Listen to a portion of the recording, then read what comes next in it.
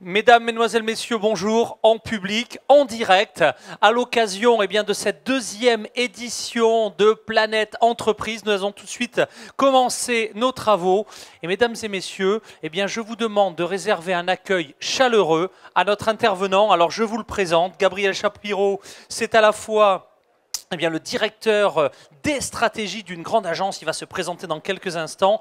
C'est un auteur charismatique. Il a aussi une activité également dans le théâtre, puisqu'il va produire en début d'année prochaine sur Paris une pièce de théâtre au Théâtre du Gymnase sur le monde de la communication. L'homme est un peu le poil à gratter de notre profession. Il en explore les nouveaux territoires. Mesdames et messieurs, je vous incite à réserver un accueil chaleureux à Gabriel Chapiro, l'auteur de l'Inbound Marketing. Gabriel, c'est parti. Très bien. Merci beaucoup de m'accueillir parmi vous d'abord. Je suis ravi d'être à Casablanca, que je connais, et c'est toujours un plaisir de ressentir l'extrême hospitalité des Marocains et de Casablanca. Donc, je suis ravi aujourd'hui de vous présenter une nouvelle approche. En fait, je ne suis pas le premier à l'avoir imaginé, je suis le second. Le premier s'appelle Brian Halligan. C'est un patron d'une boîte de Boston qui s'appelle HubSpot. Et c'est lui qui a imaginé l'inbound marketing. Alors, juste un mot, pourquoi le mot inbound, qui veut dire comment faire venir à soi les clients au lieu d'aller les chercher, ce qui permet aux startups, aux PME de fleurir sans avoir des investissements énormes en communication. Eh bien, Brian Halligan, qui m'a invité à Boston, puisque lui, il a écrit un livre en anglais, et d'ailleurs, je remettrai à l'organisation un document. Il y a une société d'études qui a relevé les 6 bouquins à lire dans cet univers. Bon, si je me permets de le dire, c'est que le mien figure parmi les 6. Mais effectivement, Brian Halligan, en face de son bureau, il y a un métro. Et quand on est à Boston, quand on entre dans le métro à Boston, il y a écrit « inbound ». Et quand on sort du métro, il y a écrit « outbound ». Alors, Brian Halligan, dans son imaginaire, a dit « puisque les gens qui entrent dans le métro, où c'est écrit « inbound », ils le font parce qu'ils le veulent bien. Donc, ils le font volontairement. Et bien évidemment, après, quand ils sortent, où il y a écrit « outbound », il faut effectivement inciter les gens à sortir. Et donc, ça vient de lui. Ce mot « inbound », c'est de tout faire pour que volontairement, votre client prenne la décision par lui-même d'avoir envie d'en savoir plus sur votre firme. Et donc, ça change tout. Ça change tout parce que avant, effectivement, les gens étaient habitués à recevoir des informations de manière assez intrusive, de manière assez harcelante. Et aujourd'hui, vous le comprenez bien, il y a un changement complet de paradigme, en ce sens que les gens, ils en ont assez. Ils en ont assez de recevoir de l'information qu'ils ne désirent pas. Et donc, comment faire pour inciter les gens volontairement à venir à vous sans avoir à les chercher? Et deuxième élément très intéressant qualitativement, si les gens d'eux-mêmes viennent à vous, eh bien vous êtes quelque part en position de force, d'une manière, je dirais, psychologique, puisque vous n'avez pas à les chercher, à les harceler. Et donc aujourd'hui, je vais me permettre de vous proposer cette démarche. Je vais vous inviter également peut-être un jour à acheter mon bouquin, parce que vous savez que nous avons un nouveau président qui s'appelle Emmanuel Macron, et il va augmenter la CSG, qui est un impôt en France, qui est quand même un peu douloureux. Alors si vous achetez mon bouquin, je gagne 2 € par bouquin, ce qui me permettra de payer la CSG que notre nouveau jeune président va bientôt imposer aux Français. Voilà. On est un peu masochiste. Nous, on vote pour les gens qui nous demandent des impôts. Voilà. Donc, effectivement, je vais vous présenter l'inbound marketing. Et ce qui est important, c'est ce qui est écrit, c'est un nouvel état d'esprit. Pourquoi un nouvel état d'esprit?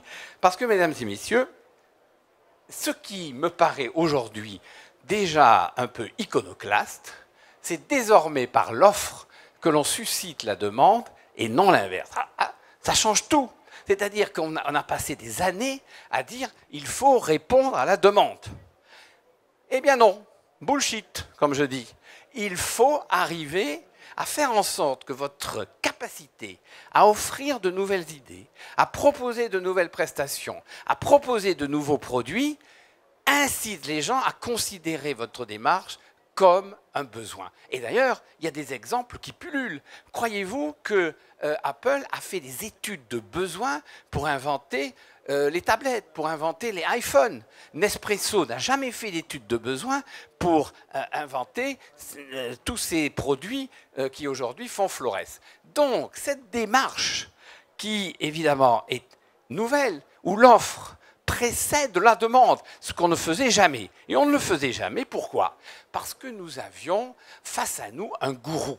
Les anciens étudiants d'école de commerce ou les directeurs du marketing se souviennent bien sûr du poids justifié de Kotler, Philippe Kotler, qui était le dieu du marketing. Alors, vous voyez, moi aussi, comme tout le monde, quand j'étais étudiant, une vingtaine d'années, eh bien, regardez, j'avais ce livre que j'ai feuilleté. En plus, il était en anglais, vous voyez, pour se payer par cœur ces pages-là, c'était vraiment un pinceau.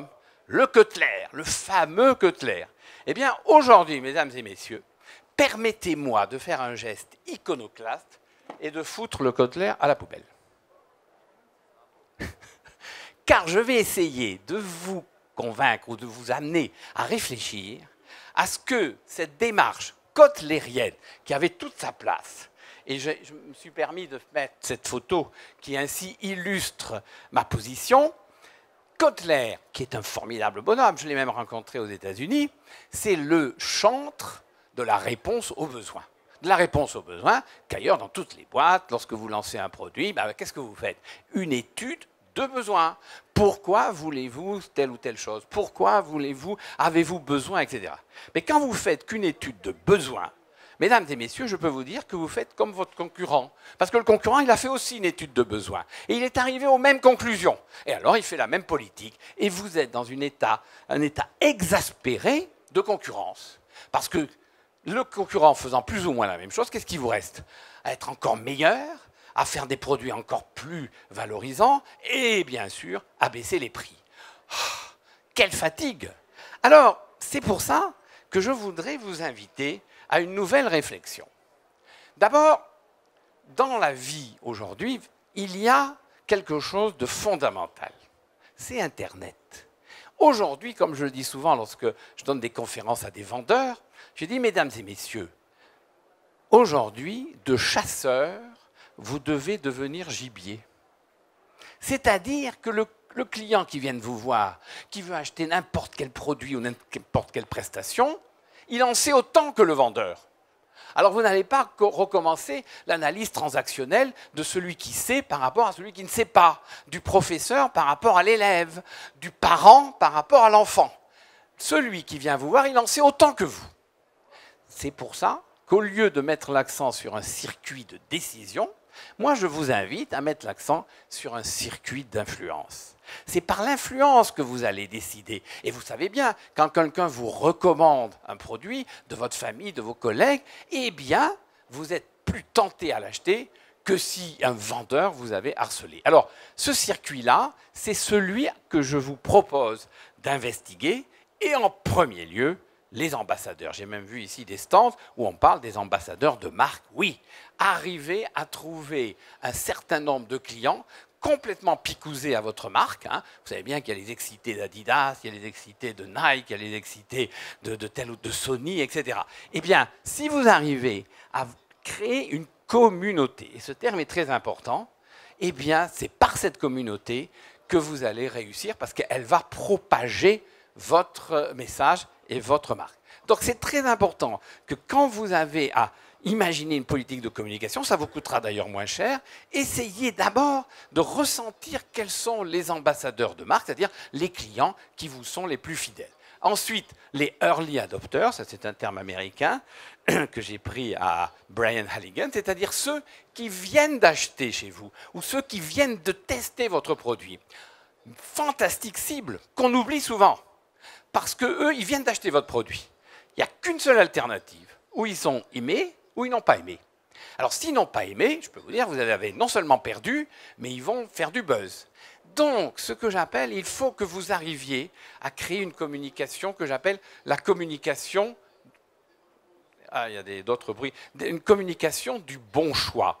Et c'est à vous à ressentir comment je vais faire pour inciter ceux qui viennent d'acheter de renouveler son achat et surtout d'avoir ce sentiment de faire partie de la famille, de faire partie d'un club.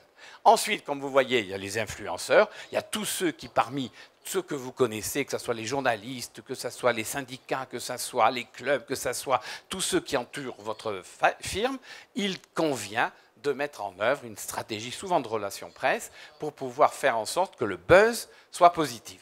Et ensuite, les décideurs et les utilisateurs. Mais ce qui est important, c'est de penser, à mon sens, votre stratégie de marketing selon le circuit d'influence et non pas, comme on faisait avant, le circuit de décision. Bon, il y a plusieurs intervenants. Alors, premièrement, eh bien, il faut arrêter l'outbound marketing. Je pense que vous devez tous subir parfois des emailing intrusifs, un courrier, du marketing direct non désiré. Vous participez parfois à des salons, vous ne savez même plus pourquoi. En France, il y a un énorme salon qui s'appelle Batimat. Je connais beaucoup de clients qui participent à Batimat, ils ne savent même plus pourquoi. Bon, ils se disent comme ça, je vais rester 3 jours à Paris, c'est déjà pas mal. Mais au fond, ils ne savent même plus pour quelles raisons ils dépensent des sommes folles pour participer à ce salon. Ensuite, effectivement, vous avez reçu souvent des appels téléphoniques d'une jeune fille très sympathique, très agréable, très ouverte, et qui, à force de vous parler avec une voix suave, vous acceptez le rendez-vous, parce que vous ne savez pas comment faire. Et puis la veille du rendez-vous, vous l'annulez. Donc tous ces investissements superfétatoires, je vous invite à les arrêter. Alors, permettez-moi, évidemment, je fais appel à Cicéron, voilà, de vous donner la définition de l'inbound marketing selon la stratégie du Sherpa. Et dans quelques instants, je vous dirai pourquoi je l'ai appelé le Sherpa. Alors, j'ai trouvé une phrase de Cicéron. Si vous voulez me convaincre, vous devez penser mes pensées, ressentir mes émotions et parler avec mes mots. C'est-à-dire que là, il y a une démarche où vous devez vous mettre à la place du client. Au lieu de faire des argumentaires et mon produit est le meilleur, etc., vivez la vie émotionnelle et rationnelle de votre client. Avec cette approche, faire venir à soi les clients au lieu d'aller les chercher en privilégiant le désir préalablement aux besoins. Et ça, c'est la nouveauté par rapport à Kotler. C'est-à-dire qu'aujourd'hui, si vous ne répondez qu'aux besoins, vous faites la même chose que vos concurrents. Mais si vous arrivez à percevoir le désir, ce désir va devenir un besoin. Vous savez, je me suis promené, moi, dans les grands magasins à Paris, et justement pour sentir les raisons pour lesquelles un homme ou une femme achète des produits. Eh bien, c'était il y a 1 an et demi, avant que j'écrive mon bouquin, j'étais chez Vuitton. Et je voyais des japonaises. Il y a beaucoup de japonaises qui adorent Vuitton. Et je vois une japonaise qui achète un sac Vuitton 10 000 €. Eh bien, je peux vous dire que ce n'est pas par besoin qu'elle achète un sac Vuitton pour 10 000 €. Donc, il y a toute cette démarche intellectuelle à faire à comment percevoir le désir avant même le besoin. Alors, je vous mets une phrase d'un philosophe que j'ai trouvé, de Spinoza. Et vous voyez, c'est très intéressant cette phrase, elle est très emblématique. Je ne désire pas les choses parce qu'elles sont belles et bonnes, c'est parce que je les désire qu'elles sont belles et bonnes. Donc, mesdames et messieurs, vous le savez d'ailleurs dans votre vie privée, à partir du moment où vous désirez quelqu'un ou quelque chose, eh bien tout d'un coup, ce quelqu'un ou ce quelque chose apparaît évidemment très agréable et apparaît ou beau, ou intelligent, ou autre. Donc, c'est très important de cerner le désir, et nous allons voir comment. Alors là, j'ai mis une photo d'un packaging. Vous voyez, ça, c'est des produits Chanel. Donc aujourd'hui, les hommes ou les femmes qui travaillent dans le packaging ont un rôle éminemment important dans le domaine du luxe en particulier, où le désir, bien sûr, précède le besoin. Alors voilà, quelles sont d'abord les obligations que l'on doit avoir, ou du moins que l'on doit s'obliger quand on veut entrer en inbound marketing, c'est-à-dire dans cette démarche qui va faire en sorte que les gens vont venir à vous sans que vous ayez à les chercher. Pour ma part, je vous suggère 4 cultures. Alors, ces 4 cultures, si vous me permettez, que ce soit d'ailleurs en France ou au Maroc, ou je crois n'importe où, c'est absolument une voie non seulement royale, mais incontournable. D'abord, l'innovation. Là, c'est un point un peu philosophique. Aujourd'hui, si vous n'innovez pas, vous mourrez. Alors on pourrait se dire, mais pourquoi doit-on chaque fois innover? Ben, c'est la nature humaine. La nature humaine, par sa curiosité, est envie de recevoir des informations sur des prestations nouvelles, sur des produits nouveaux, sur une démarche nouvelle. Donc vous devez, à mon sens, avoir dans votre tête la démarche d'innovation. Comment? Alors, ce n'est pas de moi, je vous invite à lire un livre d'un de mes confrères qui est très très bien, qui s'appelle The Blue Ocean Strategy. C'est la stratégie de l'océan bleu, c'est-à-dire ce monsieur Shan Kim qui a fait cette démarche. Il a imaginé de créer dans les boîtes un comité, et je vous invite à le faire. Ce comité, il l'a appelé VIP, avec un peu d'humour. Ce n'est pas Very Important Person, c'est Value Innovation Program. C'est-à-dire de s'obliger dans toutes les boîtes d'avoir un comité avec différentes personnalités qui pensent 2 fois ou 3 fois par an à ce que la boîte pourrait faire comme innovation pour être pérenne et puis pour intéresser les cibles. Deuxièmement, l'obsession client. C'est la même chose. Le client est au centre de votre démarche et il y a une boîte qui s'appelle Oracle, qui je pense doit être aussi au Maroc, qui est une énorme boîte de software et qui a un truc très intéressant. Il parle de Customer Obsessed Marketing, c'est-à-dire qu'il dit si vous n'êtes pas obsédé par le client, vous n'êtes pas. Et donc d'avoir toute une politique d'organisation, de stratégie, de marketing, de commerce centrée autour du client et non pas centré autour de la société.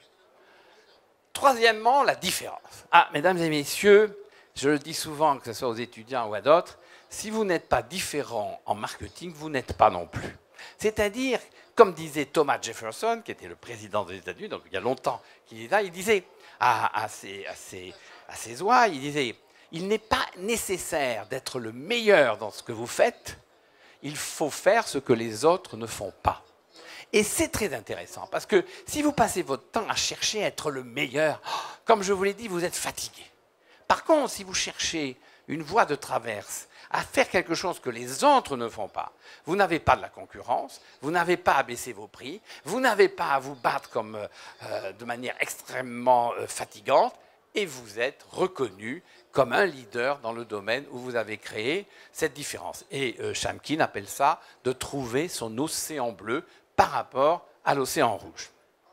Et puis, mesdames et messieurs, ça c'est personnel. Bon, moi je trouve que si vous n'avez pas d'humour, la vie est triste. Hein, vous devez sûrement avoir des réunions où vous devez vous faire chier, hein, où les gens parlent toujours de la même chose, ou des vacances, ou de la vie quotidienne, ou je ne sais pas. Et alors les heures tournent et vous demandez mais comment je vais faire pour partir pour que ça fasse quand même élégant. Et puis vous attendez, puis la fatigue vous tient. Alors moi je trouve que lorsque vous avez à écrire des contenus, quel que soit d'ailleurs le sujet, ça peut être l'informatique comme les biens de consommation, soyez impertinent. Parce que là, vous apportez quelque chose tout d'un coup qui va éclairer votre visage et éclairer le visage de vos partenaires. Alors je vais vous donner un exemple. J'ai l'habitude de faire des conférences un peu dans le monde entier et je me suis trouvé à faire une conférence à Boston. Bon, à Boston, dans un très bel hôtel, au Radisson. Voilà, au Radisson Hotel à Boston. Eh bien, voyez, je vais vous montrer quelque chose. Quand vous avez sûrement été plusieurs fois dans votre vie dans un hôtel, ben à la porte, il y a un petit flyer comme ça. Hein, c'est ou bien vous dites, ben vous pouvez faire la chambre, ou bien vous ne pouvez pas. Alors, vous voyez, quelqu'un de rationnel dit, please do not disturb. Bon, ça veut dire qu'ils ont appelé un chat un chat. Je me suis trouvé à Barcelone, dans un hôtel que je ne connaissais pas, et vous voyez, pour attirer les gens, eh bien, cet hôtel, quand ils avaient le même flyer, mais voilà, c'est écrit, je vous lis, « Do not disturb », je vous le traduis en français, « à moins qu'une femme et un homme de mes rêves arrivent ». Donc, vous voyez que c'est juste ça. Eh bien, ça vous met l'accent, ça met l'accent sur l'empathie que cet hôtel veut avoir vis-à-vis de ses clients. Et quand je regarde, faites la chambre, alors dans cet hôtel de Barcelone, je le dis, j'en fais de la pub, je fais du bon buzz, c'est Urban Hotel à Barcelone. Il y a écrit « Come in », entrez, les chers SDF, serial killers et vendeurs d'encyclopédies, s'il vous plaît, frappez à la porte avant. Et donc, vous voyez, je trouve qu'on a envie de revenir dans cet hôtel. Alors que là, bah, ils se sont simplement donné la peine de dire n'entrez pas ou entrez faire la chambre. Donc c'est quand même un état d'esprit que je voudrais faire passer. L'impertinence, bien évidemment, bien calculée, est la création d'une relation empathique. Alors, pour arriver d'abord à être différent, parce que le point clé de ces 4 cultures, il faut bien le dire, c'est la différence. Si vous n'êtes pas différent, eh bien vous êtes anonyme. La différence crée votre personnalité, je le dis même sur le plan privé, et crée votre personnalité sur le plan de votre entreprise. Alors d'abord, je ne vais pas m'y arrêter longtemps parce que ça demanderait un développement en marketing. C'est ce qu'on appelle aujourd'hui l'analyse des personas, c'est-à-dire que quand vous analysez votre cible, aujourd'hui il faut l'analyser à la fois sur le plan émotionnel et sur le plan rationnel. Nous avons dans l'agence que je partage comme dirigeant, et une société, enfin un client qui s'appelle Nouvelle Frontière, qui est un client assez connu dans le domaine du tourisme, eh bien vous voyez, on essaie d'analyser son comportement social, ses centres d'intérêt, son comportement média, et une chose qui est absolument indispensable, c'est son parcours digital. Si vous avez analysé le comportement de votre cible, analysez son parcours digital, faites des enquêtes, parce que c'est par Internet aujourd'hui qu'on trouve un nombre important d'informations. Alors, voilà comment on analyse aussi pour une autre boîte. XPM est le leader européen du management de transition. C'est-à-dire aujourd'hui, ça se développe énormément en France. C'est que quand vous avez besoin d'un directeur général pendant 3 mois, 6 mois, eh bien, vous pouvez faire appel à une société de management de transition. Eh bien, ce qui est intéressant, c'est que de savoir les questions que se pose votre cible avant même d'avoir envie de rechercher de l'information. C'est à vous d'interviewer ces gens, mais de bien savoir quelles sont les questions qu'ils se posent préalablement à la recherche d'une société. Alors voilà des exemples que l'on peut faire. Vous voyez, dans cette boîte, ils veulent s'adresser à des dirigeants opérationnels. Eh bien, dans cette boîte, ils se sont dit comment reprendre en main un projet informatique à la dérive, comment reprendre en main une production informatique, comment remplacer un directeur général. Et quand vous avez à faire un site ou quand vous avez à faire des documents, quand vous avez à envoyer des messages, reprenez les questions. Vous pouvez tout à fait bien faire une brochure ou faire un site sur lequel vous reprenez les questions et vous répondez à ces questions. Et donc ainsi, il y a une démarche interactive qui change le sempiternel, nous sommes les leaders, nous sommes les meilleurs, etc. Alors, il y a 2 méthodes pour trouver la différence. Je n'ai pas le temps de m'y appesantir aujourd'hui. Eh bien, sachez qu'il y a une méthode, le mapping de positionnement, dont je suis l'auteur, et il y a une autre méthode, le canevas stratégique, et l'auteur, c'est justement Shamkin. Bon, permettez-moi de vous inviter à privilégier la première méthode par orgueil et mégalomanie. Je m'assume, et j'assume. Voilà. Donc, je me suis permis dans mon bouquin de dire le positionnement apporte au corps de l'entreprise la logique du cerveau et l'émotion du cœur. C'est pour bien lier l'émotion au rationnel.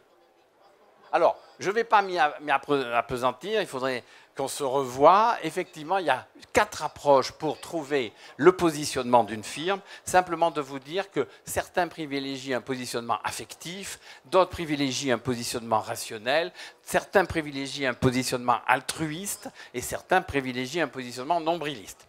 Mais malheureusement, le temps qui m'est imparti fait en sorte que je n'ai pas le temps d'approfondir cette démarche, mais elle est simple.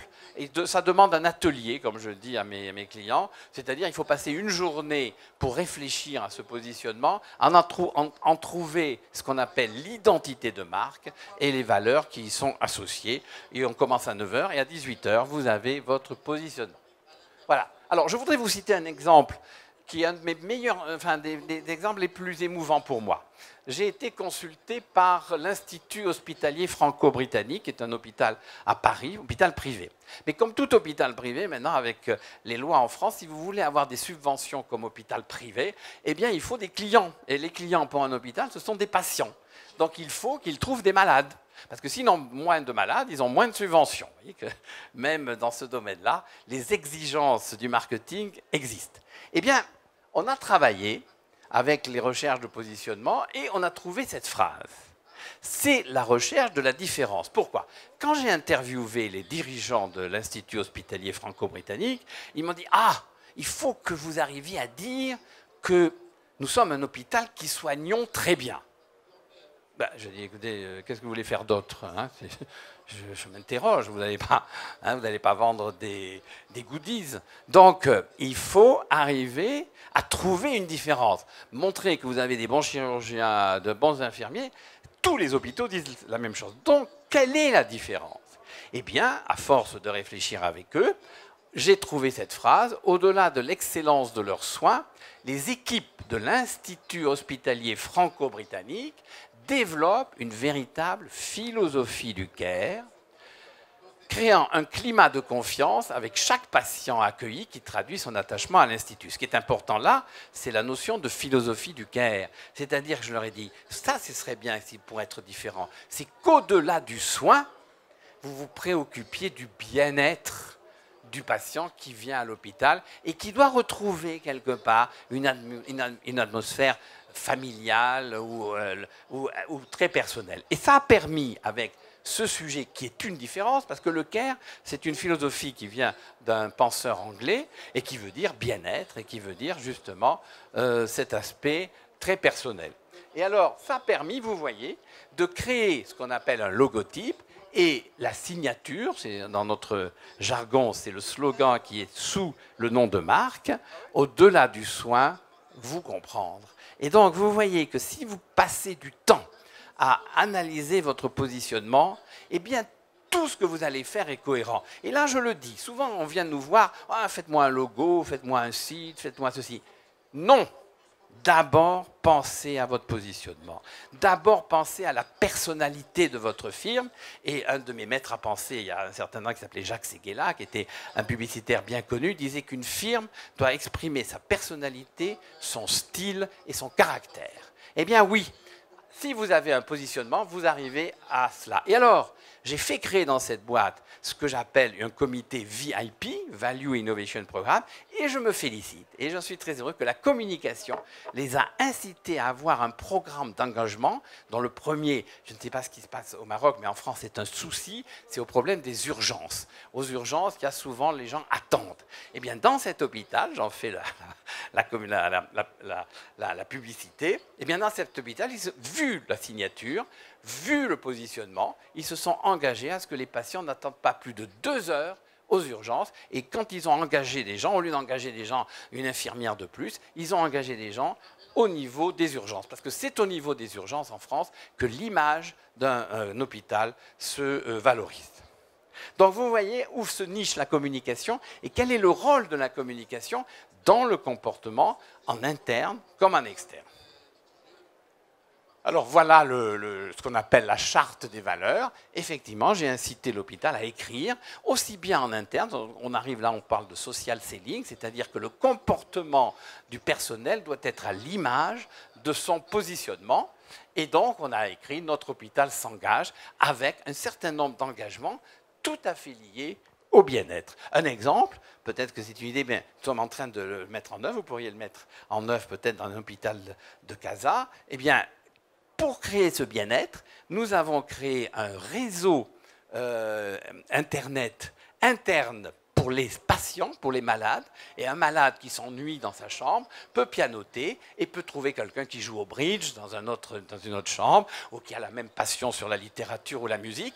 Et donc, ce réseau interne d'hôpital est tout à fait en phase avec ce positionnement. Donc, vous voyez que c'est mon ADN. Si vous êtes excité par le fait d'être cohérent en termes de communication, commencez par analyser votre positionnement.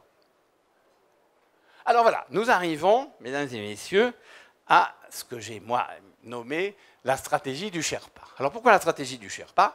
Parce qu'un Sherpa, c'est celui qui accompagne l'alpiniste dans l'Himalaya. Eh bien, vous aussi, si vous adoptez cette démarche, vous allez accompagner votre client depuis ce qu'on appelle en marketing le suspect, c'est-à-dire quelqu'un qui arrive sur votre site, alors là, un terme encore anglais, par sérendipité, c'est très chic de dire ça en français, ça vient du mot anglais serendipity, c'est-à-dire arriver quelque part par un hasard provoqué.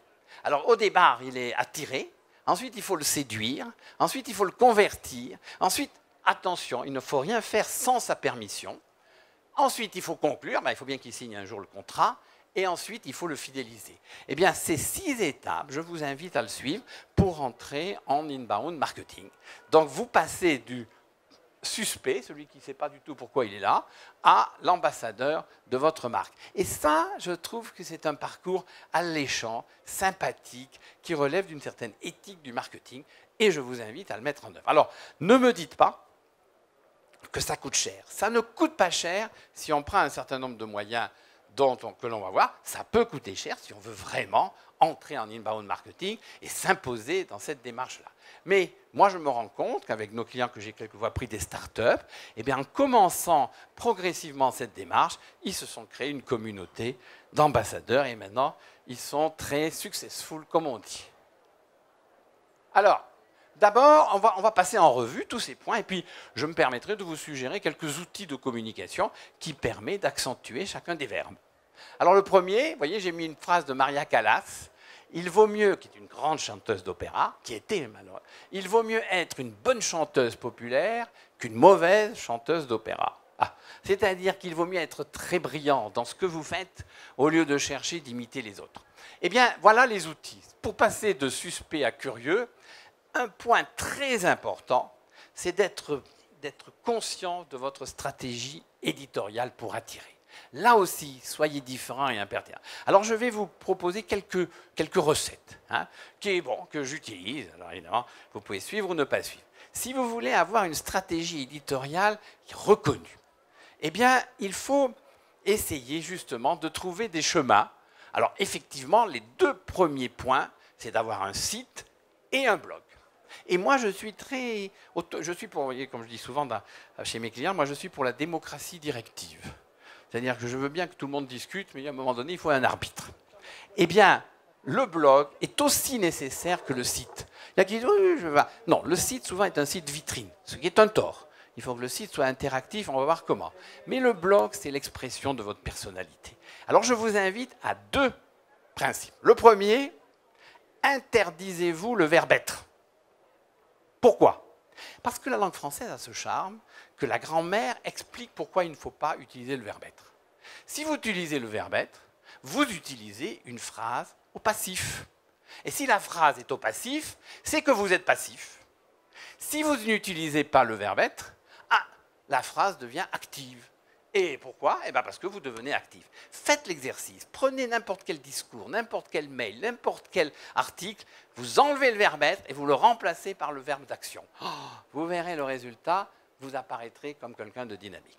Et le deuxième point, c'est, bon, maintenant c'est très à la mode, utiliser le storytelling, c'est-à-dire oubliez le nous, oubliez le vous et dites je, mettez-vous à la place du client. Eh bien vous verrez comment ça va changer la vie. Alors, faites le site et un blog, le reste, bon, à vous de voir si vous avez les moyens. Je vais poursuivre pour rester dans les temps. Deuxième, alors, j'aime bien ce site, ce n'est pas nous qui l'avons fait, mais c'est exactement ce que je vous suggère de faire. Alors, il y a un mot, mesdames et messieurs, alors je ne sais pas si vous allez, j'ai envie, ben non, je ne l'ai pas là, celui qui va me répondre aura un petit cadeau, je vais être franc. J'ai une amie qui a fait une chanson, qui était même une de mes meilleures amies, et la pauvre, elle a fait un disque, une chanson, et puis elle a eu un succès fou, et puis elle n'a pas fait une deuxième chanson. Alors elle m'a donné 3000 CD de sa chanson, parce que plus personne ne veut l'acheter. Mais peut-être que ceux qui ont quelques années de plus ont eu connaissance. Je vais demander, Marc, tu peux m'apporter le sac rouge? Le sac rouge. Là où était mon ordi. Le sac rouge, juste derrière. Oui, allez, il arrive. Voilà. Il arrive. Parce que je vais vous montrer. Comme je ne veux pas qu'elle tombe en dépression, j'ai décidé d'offrir les CD à ceux qui vont bien me répondre. Si je ne tombe pas avec le voilà. valise, parce que sinon je les casse en direct. Elle va être contente. Allez. Ma chère amie. Alors, elle a eu un succès fou. Est-ce que tu as besoin d'un coup de main non, pour ouvrir le... Je pense que c'est là. Voilà. Est-ce que quelqu'un se rappelle avoir entendu un jour une chanson de Caroline Loeb? Oui. Qui a dit oui? Enfin, en régie, on les Mais pas en régie, mais là, dans la salle. Alors, soyez pas timides, mesdames et messieurs. parce que- Caroline Loeb, Tant est-ce pis, qu'elle alors, a... je vais poser la question marketing, parce que je ne suis pas là pour faire la promotion de Caroline Loeb, j'allais dire ma chérie, elle est superbe cette fille, mais elle n'a plus vendu un seul disque. Alors, Le point important, quand vous faites un site, c'est l'obligation de mettre en avant le CTA. Qui sait ce que veut dire CTA? Monsieur? Monsieur a raison. Alors, monsieur, vous avez alors le plaisir d'écouter, j'espère, toutes les nuits et tous les jours. Est-ce que quelqu'un a entendu parler de la chanson C'est la Watt? Voilà. c'est la eh Watt ben, qu'elle préfère. Mais voilà. Alors, monsieur, je vous offre. Elle n'en vend plus, mais peut-être que vous allez aimer. C'est la Watt de Caroline Loeb, qui maintenant fait du théâtre, d'ailleurs. Bon, elle ne fait plus les chansons. Voilà. Eh bien, je vois qu'en régie, on était très versé en musique. Voilà. Donc, pourquoi je dis ça? Parce que vous ne pouvez plus, je vous le dis, je suis pour la démocratie directive, vous ne pouvez plus faire un site sans CTA, c'est-à-dire sans call to action. Un site, ce n'est pas une vitrine. Un site, c'est le démarrage d'une relation. Et pourquoi j'ai mis en avant ce site qui me paraît très bien? Parce que regardez à droite, il y a plein de CTA. Contactez-nous, appelez-nous, écrivez-nous. Et même un truc qui est très intelligent, live chat, c'est-à-dire qu'on peut dialoguer en direct avec quelqu'un de ce site qui peut répondre immédiatement, soit par téléphone, soit en écrivant. Donc, le CTA est une obligation, je dirais, marketing. Voilà un autre CTA, CTA oblige. Il faut toujours dans vos sites ou dans vos blogs que les gens aient l'idée, l'envie de pouvoir cliquer pour avoir une relation avec vous. Et pour le blog, vous voyez, ça c'est, nous avons, voilà, dans notre société, nous travaillons pour commentrémunérer.com. Ils ne travaillent que les blogs, et puis tous les jours, il y a un article qui paraît, mais vous pouvez faire paraître toutes les semaines, tous les mois, et ça permet d'avoir une relation. Voilà, moi-même, j'écris dans le blog de notre société. Voilà, vous pouvez aller sur le site 1 minute 30 et vous verrez tous les collaborateurs ont l'obligation d'écrire une fois par 15 jours un message, un article pour inciter les gens à appeler notre société. Voilà, vous voyez, inbound marketing, soyez obsédés par vos clients, ou bien, voyez, moi et moi, comment valoriser l'ego de votre client. Alors, séduire, mesdames et messieurs. C'est même un acte de vie, la séduction. Je me demande même si on devait donner du sens à sa vie, souvent le terme de séduction devrait émerger très vite. On passe son temps soit à séduire, soit à être séduit. Et c'est merveilleux, parce que c'est quand même un des moments clés de notre vie. Eh bien, en marketing, c'est la même chose. Il faut, mesdames et messieurs, créer l'imprévu. Alors, vous voyez, j'avais mis une phrase de Karl Lagerfeld, justement pour l'impertinence et l'imprévu. Alors, si vous n'arrivez pas à lire, le régime est le seul jeu où l'on gagne quand on perd. Je vous laisse méditer cette pensée profonde. Alors voilà, si vous voulez bien me suivre, je vous invite à adopter dans votre vie privée, comme dans votre vie professionnelle, ces 4 valeurs du désir. Et si vous les adoptez, je vais être un peu peut-être directif, vous sortez de l'anonymat et vous séduisez. Alors, pratiquez l'humour. Moi, j'estime que c'est indispensable. Arrêtez d'être chiant.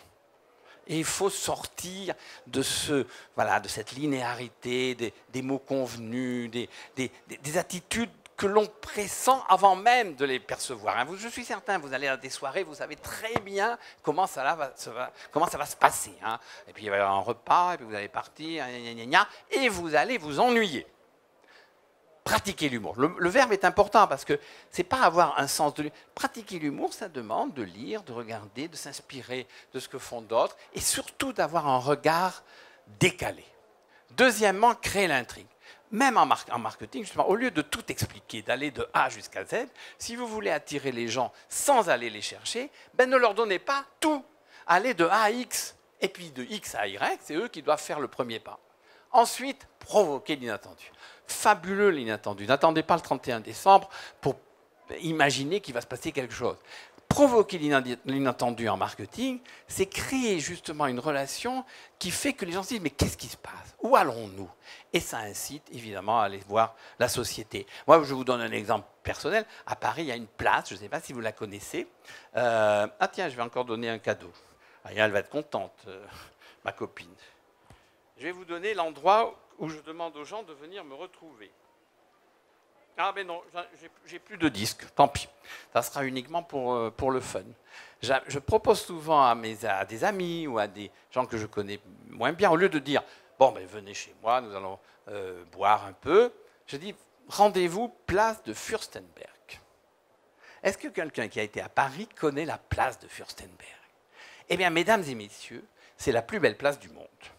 Elle est toute petite, mais il n'y a pas de place plus romantique que cette place. Alors imaginez que les gens viennent d'abord place de Fürstenberg, je leur montre la place, je leur montre le charme de cette place, et ensuite on va boire ou dîner. Provoquer l'inattendu. L'inattendu est un acte relationnel qui va créer l'empathie. Et en marketing, c'est la même chose. C'est que, par exemple, la société des camions Renault nous avait confié aussi le fait de faire du street marketing, c'est-à-dire que nous avons exposé des camions en plein Lyon d'une manière ludique, comme si c'était du street art, et évidemment, ça a créé une émotion et un regard différent. Ensuite, susciter la séduction, eh bien, effectivement, il faut créer une sorte d'empathie par l'attention que vous portez à votre client et par un regard différent sur vos produits. Donc, si pour me résumer, si vous voulez bien agréer cette démarche, l'humour, l'intrigue, l'inattendu et la séduction, et vous voilà parti pour séduire vos clients. Alors, je vous donne des nouvelles démarches de création où justement l'inattendu fait partie. Et aujourd'hui, c'est très à la mode. Alors, vous voyez, c'est ce qu'on appelle, ce que les Américains parlent flow-some. Flow-some vient de deux mots. Du mot flow, qui veut dire défaut. Et somme qui vient de awesome, c'est merveilleux d'avoir des défauts. En France, je ne sais pas si au Maroc c'est le cas, il y a une société qui s'appelle Mythique qui permet aux gens de se rencontrer. Eh bien, Mythique a fait une campagne de publicité en disant « aimez vos défauts ». Un autre exemple que j'ai trouvé, qui a eu le grand prix de la publicité en France, pour votre santé, mangez 5 fruits et légumes moches. Eh ben, on ne s'attendait pas à ce type d'approche. Ça a eu un succès fou. Bon, ce qu'on appelle aujourd'hui des webzines, c'est-à-dire qu'au lieu d'investir à faire des journaux d'entreprise, vous pouvez très bien les faire sur Internet. Ou alors des jeux pour attirer les gens. Convertir. Alors, je vous fais une phrase de Jeff Bezos. Si vous voulez construire une très belle expérience client, eh bien, parlez aux uns et aux autres. Effectivement, le buzz est un outil formidable. Eh bien, voilà, il y a une chose qui est très importante. Comment voulez-vous attirer les gens sans avoir à aller les chercher? Eh bien, par un mot, ce sont les Anglais qui ont trouvé ça. Ils ont appelé ça « the bait policy ». Bait, B-A-I-T, qui est un terme de pêche, c'est-à-dire qui est un appât. Eh bien, il faut trouver des appâts, parce que si vous n'avez pas d'appât, vous ne les attirez pas. Alors, quels sont tous les types d'appâts? Eh bien, à vous de les trouver. Il y en a en général ce qu'on appelle des livres blancs, de l'infographie, des best practices, des conventions, des petits déjeuners. À vous d'imaginer une stratégie d'appât. Alors voilà, nous faisons ça, parce qu'au-delà, ça c'est pour un client dans le domaine du recouvrement de créances, eh bien, on fait ce qu'on appelle des landing pages. C'est-à-dire qu'on envoie sur Internet des propositions de ce type qui fait que les gens, à la fin, peuvent télécharger un petit document qui s'appelle « Faites confiance à des experts » qui sont les 10 principes de recouvrer l'argent. Et alors, ce qui est intéressant, et je pense que les boîtes digitales doivent me comprendre, c'est ce qu'on appelle de l'A/B testing. C'est-à-dire que sur l'ordinateur, vous pouvez tester plusieurs accroches, tester plusieurs visuels, tester plusieurs écrits, et vous gardez celui qui est le plus performant. Donc, effectivement, bon, je ne vais pas vous le distribuer, mais sur la même base de ça, j'ai imaginé différents visuels pour les tester. Et ça ne coûte rien de les tester. Ça permet simplement de reconnaître quel est le visuel, quelle est l'accroche, quel est le texte qui est le plus performant. Vous avez aussi la possibilité d'être impertinent tout en étant une société très sérieuse. Je fais exprès ça que nous venons de créer. C'est une société c'est toujours la société Dorman, qui est une boîte de recouvrement de créances. C'est pas rigolo, le recouvrement de créances. C'est d'aller chez le débiteur pour lui réclamer de l'argent. Eh bien, nous avons imaginé un bestiaire. C'est-à-dire que je me suis rendu compte des différentes thématiques qu'utilise le débiteur, qui souvent, certains disent « je vous paierai demain ». Je vous paierai demain, mais bien sûr que je vous paierai demain, je vous paierai demain. Et on l'a identifié à un perroquet. Donc vous voyez qu'en utilisant l'impertinence, vous pouvez être très sérieux et tout en étant différent. Permettre, alors ça c'est Seth Godin, c'est celui, je dirais, le créateur d'un livre qui s'appelle Le marketing de la permission, The Permission Marketing, et qui a dit « n'envoyez de messages qu'à ceux qui vous en ont donné la permission ». Et donc, pour cela, il faut évangéliser, c'est-à-dire qu'il ne faut pas convaincre, mais influencer, et à vous de trouver l'art et la manière. Alors, il y a un truc qui marche très bien en France, c'est le webinar, c'est-à-dire un séminaire en ligne. Vous n'avez pas besoin de louer de salle, vous n'avez pas besoin de mettre des frais importants pour une réunion, vous faites la réunion par Internet. Bon, voilà une société que nous avons utilisée. Et bien, vous voyez, moi, j'ai raconté ma vie sur Internet, sur l'inbound marketing, et à gauche, les gens ont posé des questions, et j'ai répondu à la fin du séminaire. Ça coûte en tout et pour tout, avec ce prestataire, 400 €. Et bien, pour 400 €, vous avez une réunion, et je dois dire avec plaisir, à ce séminaire, j'ai eu 650 personnes qui ont assisté de chez eux. Donc, vous voyez qu'il y a des outils performants pour assurer ce type de prestations. Alors, il y a aussi les relations publiques. Si vous voulez m'en croire, aujourd'hui, si vous voulez entrer en inbound marketing, il y a 3 médias essentiels. À 70%, 70 ou 80, je sais pas, 70% le digital, 20% les relations presse, 10% les relations publiques. Et quand vous mixez ces 3 médias et que vous les rendez complémentaires, vous avez du succès. Alors voilà, j'étais l'agence d'un hôtel où il n'y avait pas assez de monde, le Villa Maillot, très bel hôtel. Eh bien, nous avons créé une série de relations publiques, de cocktails, et nous avons effectivement offert à un certain nombre de clients, soit une chambre gratuite une nuit, soit des cocktails, mais ça a permis d'avoir sur les réseaux sociaux de l'information qualitative. Et puis, conclure, alors, je ne sais pas s'il y en a qui ont vu le film Les Bronzés. Dans Les Bronzés, il y a Jean-Claude Duss qui dit « Je crois que je vais conclure ». Voilà, donc j'ai mis cette phrase, et effectivement, la conclusion, c'est ce qu'on appelle du lead nurturing, c'est-à-dire qu'à partir du moment où vous avez capté un prospect, eh ben, il faut, je dirais, le suivre, il faut le rendre intéressé par votre message, et donc il y a une série d'actions qui se mettent en œuvre. Et il y a un point clé, c'est aujourd'hui le marketing automation, c'est-à-dire si vous avez déjà capté quelqu'un qui est intéressé par un livre blanc, qui est intéressé par une infographie, vous avez à trouver la suite, c'est-à-dire un certain nombre de scénarios. Et au lieu de vous taper ces scénarios tout seul, vous avez des outils qu'on appelle du marketing automation. Il y a des grandes sociétés qui font ça très bien et qui, à partir du moment où on met dans le CRM la société qui a été intéressée par tel ou tel appât, eh bien, il y a des scénarios qui se mettent en œuvre naturellement. Alors, les relations publiques, comme j'ai dit, voilà une société allemande qui venait de s'installer en France, un imprimeur. Eh bien, nous avons créé pour lui ce Creative Award, c'est-à-dire qu'on a récompensé des créatifs parce que, bon, effectivement, cette société voulait se faire connaître comme imprimeur et s'associer au monde de la création. Mais communiquer, c'est vendre. Parce que ce qu'on me reproche de temps en temps, avec raison, c'est-à-dire c'est bien joli l'inbound marketing, mais quand est-ce que je vais vendre? C'est bien joli d'attirer, de séduire. Alors effectivement, il faut avoir une stratégie de vente qui vient de ce qu'on appelle un tableau de bord. C'est-à-dire que si vous n'avez pas de tableau de bord, oubliez l'inbound. Il faut qu'il y ait un jugement. Il faut que cet inbound serve à quelque chose et à vous de trouver ce qu'on appelle des KPIs, c'est-à-dire les indicateurs de performance qui vous permettent de suivre votre activité. Voilà, je vous laisse lire ces différentes étapes. Il faut cibler, mettre en œuvre un logiciel de marketing automation, mettre tous vos clients, vos prospects dans un CRM et ensuite procéder à les suivre selon le lead management. Alors voilà un exemple d'un de mes fournisseurs qui a un tableau de bord concernant le marketing automation. Et voilà un exemple d'une société avec qui je travaille qui a utilisé cette approche et j'ai trouvé très performant. Vous voyez, si vous voulez suivre un prospect. Cette boîte est une boîte qui fait des réseaux sociaux internes. Donc, ils m'ont envoyé un jour, comme ça, par sérendipité, ce premier email en disant « Êtes-vous intéressé par ce success case, en fait, ce cas d'entreprise ?» Je dis « Oui », alors j'ai téléchargé. Ah, j'étais déjà un prospect intéressant.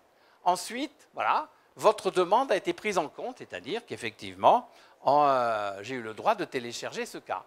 Ensuite, ils m'ont dit « Mais le lendemain, ne seriez-vous pas intéressé par une vidéo sur un thème similaire ?»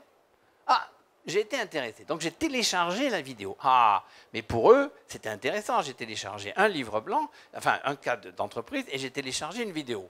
Ça veut dire que j'ai peut-être un besoin.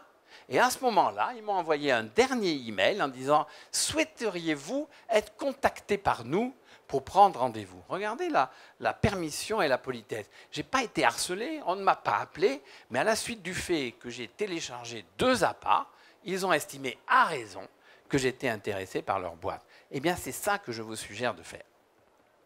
Alors, on finit par la fidélisation, par Steve Jobs, personnage mythique. Le rêve de vos clients est une vie meilleure et plus heureuse. Il a tout à fait raison. Et je terminerai d'ailleurs par le sens du bonheur. Eh bien, pour ça, vous avez à mettre en œuvre des actions privilèges, à vous attacher 2 cibles prioritaires pour moi, les ambassadeurs et les early adopters. Alors voilà un réseau social, c'est un des réseaux pour lequel, avec qui d'ailleurs je travaille, enfin, cette société avec qui je travaille, pour mettre ce réseau social dans cet hôpital par exemple, pour que les patients puissent avoir une vie différente selon leur style de vie. Un exemple que je montre souvent, qui a eu un grand succès, Exis est une société qui vend du vinyle. Le grand concurrent de Exis, c'est 3M, et le vinyle est utilisé pour les imprimeurs. Eh bien, pour lutter contre 3M, qui est une firme américaine, eh bien, qu'est-ce que j'ai suggéré pour les early adopters, ceux qui venaient juste de signer avec cette boîte, au lieu d'envoyer un catalogue supplémentaire, au lieu de leur envoyer un discount, au lieu de leur envoyer une remise, je leur ai envoyé une bouteille du muscat de Frontignan. Pourquoi? Parce que les clients, enfin, je veux dire, la société Exis a ses usines à Frontignan. Donc, d'une manière indirecte, elle montrait qu'elle était française, que sa fabrication était en Europe, et que donc, elle voulait créer un lien avec les early adopters. C'est toute cette politique, vous avez eu raison de nous faire confiance, et au lieu d'envoyer un catalogue, on a envoyé une bouteille de vin. Donc vous voyez que l'aspect émotionnel et l'aspect rationnel doivent mixer. Alors, j'en arrive à la fin, mesdames et messieurs, je respecte d'ailleurs à la minute près mon horaire. Le nouveau modèle économique sera fondé sur le partage et les communautés collaboratives. Cette phrase est de Jeremy Rifkin, qui a écrit un très très bon bouquin, La 3e révolution industrielle, c'est un Américain. Eh bien, il veut montrer par là, et je crois que partout dans le monde, on va dans cette approche. C'est ce qu'on appelle the sharing economy. Nous sommes entrés dans l'économie du partage, que vous le vouliez ou non, du fait d'Internet. Les gens partagent des informations. Et vous voyez, je vous le dis, si vous souhaitez avoir ma présentation, ben, je vais la remettre à l'organisation, et toute personne qui veut ma présentation peut l'avoir immédiatement parce que j'estime que nous sommes à l'heure du partage et que ce n'est pas en partageant d'informations que je vais transmettre des secrets. Au contraire, c'est par l'échange, c'est par leur relation et on va entrer, et je vous invite à le faire avec vos clients, on va entrer dans cette ère de la co-création. C'est-à-dire, vous n'allez pas créer tout seul. Et plus vous co-créez avec vos clients, plus vous créez des ambassadeurs. Donc, ce que dit Rifkin est extrêmement judicieux.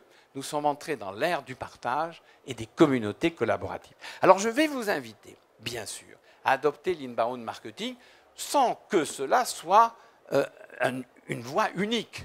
Moi-même, je fais de l'inbound et de l'outbound. Quand je vois que quelqu'un a été intéressé par un livre blanc, par une infographie, par un article, par un séminaire que j'ai fait, eh bien, il m'arrive de prendre mon téléphone, si la personne ne m'appelle pas, pour dire « je me suis aperçu que vous êtes intéressé par ces éléments-là, pouvons-nous nous rencontrer ?» Donc, ne soyons pas plus royalistes que le roi. Sachons effectivement mixer l'inbound et l'outbound. Et pourquoi, mesdames et messieurs? Parce que je veux vous montrer quelle est la voie aujourd'hui que prennent les sociétés. Et souvent, on imite, ou du moins on se réfère aux États-Unis.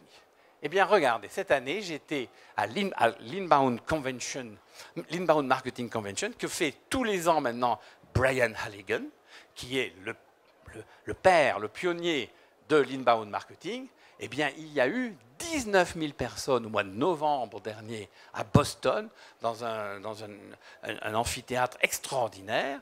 Et effectivement, chaque année, il y a de plus en plus de monde. Donc vous voyez qu'aux États-Unis, la voie est prise. En France, il y a aujourd'hui de plus en plus d'agences de communication en inbound marketing et de plus en plus de sociétés qui, justement, adoptent l'inbound marketing, soit parce qu'ils n'ont pas des investissements énormes, soit justement parce qu'ils en ont, pour changer l'état d'esprit de la société en elle-même et vis-à-vis des autres. Alors, mesdames et messieurs, j'arrive à la fin de mon intervention. Et je voudrais un peu d'élever le débat parce que vous voyez quelque part, l'inbound marketing, c'est aussi une forme de recherche de bonheur au sein de l'entreprise. Partager, partager, partager. Mais le bonheur, c'est encore quelque chose de plus... Certains disent que c'est inaccessible. C'est tout à fait accessible si vous suivez une phrase d'Oscar Wilde.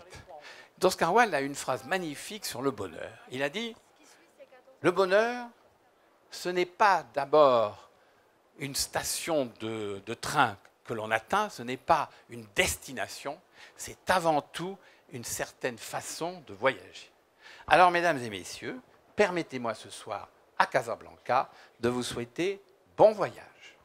Bah, bon voyage et je ne sais pas si vous êtes comme moi, mais on se connaît un petit peu et Gabriel, c'est vraiment une star. Alors, son livre, hein, vraiment, je ne sais pas si tu en as amené quelques exemplaires. Non, parce que voyez, l'homme n'est pas venu pour faire ça. Voilà, mon éditeur a oublié de me les fournir. Les fournir. En tout cas, je vous recommande vraiment fortement la lecture de celui-ci. Un petit bouquin qui va sortir en fin d'année aux éditions Erol, je crois, le meilleur éditeur économique. Un mot, c'est le moment de faire un peu de promo, tu en as pas fait beaucoup. Hein? Donc mon éditeur, voyant la bonne démarche, enfin le succès de ce livre, m'a demandé de faire une suite.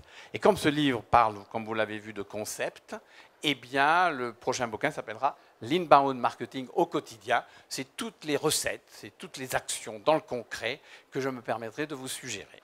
Allez, il s'appelle Gabriel Shapiro, l'Inbound Marketing, son agence, 1 minute aussi, un mot quand même hein, sur l'agence. Alors, l'agence où je suis le directeur de stratégie s'appelle 1 minute 30, vous pouvez voir ça sur le net. Et pourquoi 1 minute 30 ? Parce que le PDG de cette société a dit que sur Internet, il faut 1 minute 30 pour convaincre.